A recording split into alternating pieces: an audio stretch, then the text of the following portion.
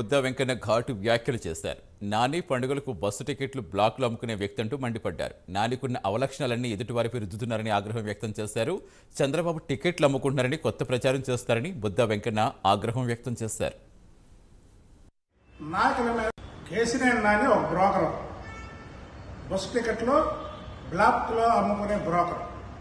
పండగలకి పబ్బాలకి బ్లాక్లో టికెట్లు అమ్ముకోవడం అలవాటైపోయి నాయకుల మీద అతనుకున్న అవలక్షణాలన్నీ ఎదుటి వాళ్ళ మీద రుద్దే ఏకైక వ్యక్తి ఎవడన్నాడంటే కేసీఆర్ నాని.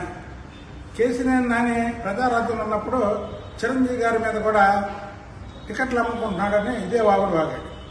ఇప్పుడు చంద్రబాబు నాయుడు గారు నన్ను మెడబెట్టి గెంటేసాడని అందరి దగ్గర మాట్లాడుతూ ఇప్పుడు చంద్రబాబు గారు టికెట్లు అమ్ముతున్నాడని కొత్తగా ప్రచారం మొదలుపెట్టాడు. నిజమే, నిన్ను మెడబెట్టిన గెంటిన మాట వాస్తవం.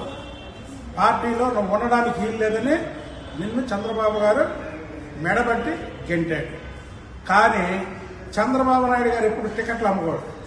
చంద్రబాబు నాయుడు గుణం కర్ణుడి గుణం, పెట్టడమే కానీ తీసుకోవడం తెలియదు. జగన్మోహన్ రెడ్డి యాచకుడు, అంటే అడుపు తినేవాడు. జగన్మోహన్ రెడ్డి తింటాడు. కాబట్టికే